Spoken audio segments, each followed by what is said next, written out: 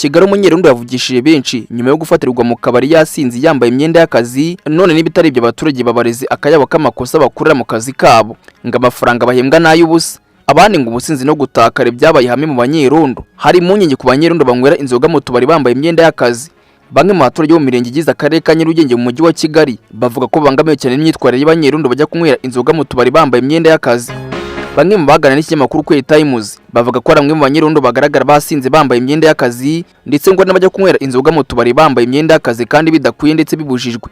Bavuga ko babona bidakwiye ko umunyerondo anywera inzoga mu ruhame yambaye imyenda y'akazi kubera ko nta handi bakora inzego z'umutekano bajya babikora cyangwa se ngo bibagaragareho. Bemeza yuko inzego zibishinzwe zagakwiye gukurikirana kino kibazo cy'ubusinzi bugaragara mu banyerondo, cyane cyane abakorera mu karere ka Nyarugenge, kubera ko ari kimwe mu bituma abajura bakomeza kwiyongera muri kano karere, kuko abajura baba bazi neza yuko abanyerondo batari bake bakora bakunze kuba basinze. Bamwe mu banyerondo bashinzwe gukora basinze no kujya mu tubari bambaye imyenda y'akazi barimo mu murenge wa Muhima, muri Gitega, Kimisagara, Nyakabanda, Nyamirambo ndetse no mu murenge wa Kigali.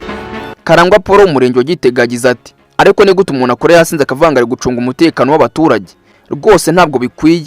None se ari umupolisi cyangwa se umusirikare wari wabona akora yasinze cyangwa se akajya kunywera mu kabari runaka yambaye imyenda y'akazi koko? Byukusenge Kevin utuye mu murenge wa Muhima we yemeza yuko abanyerondo benshi bakunda kugendana inzoga zitwa ibyuma mu mifuka y'ipantaro yabo, cyane cyane kenshi ngo masaha y'ijoro. Yagize ati Jina kubeshya mbona amafaranga abanyerondo bahembwa abara y'ubuntu bahabwa, kubera ko nanone ushobora kubona muri bo saa 8 z'ijoro kubera ko bose bamaze kwitahira. Ikindi kandi wagira ngo benshi muri bo babaroza inzoga kuko batinya kuzinywa bambaye imyenda y'akazi cyane cyane nijoro. Hari nabo muhura badandabirana kandi bitwa ngo bari mu kazi. Uko leta yimuze baje ubuyobozi bw'akarere ka Nyarugenge icyo bari gukora kugira ngo bukemure kino kibazo buyisubiza mu butumwa bugufi bugira buti reka tubikurikirane.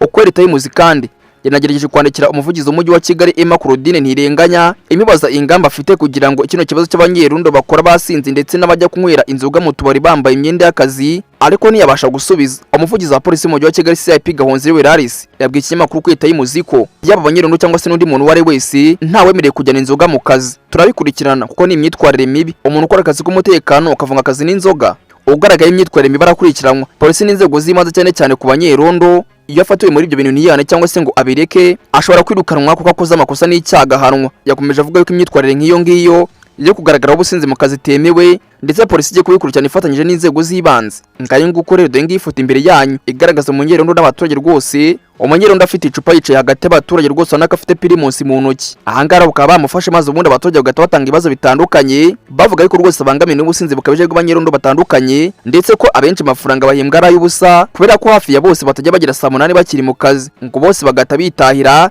nyamara ukwezi kwashira bagahembesha. Ngayo nguko rero polisi yavuze yuko igiye kwiga kuri kino kibazo kandi kigakemuka vuba. Mbabwira ni kare gace mu cyari mwe Nyabare Obed naye ngi ni soko y'amakuru waruteza amatwi.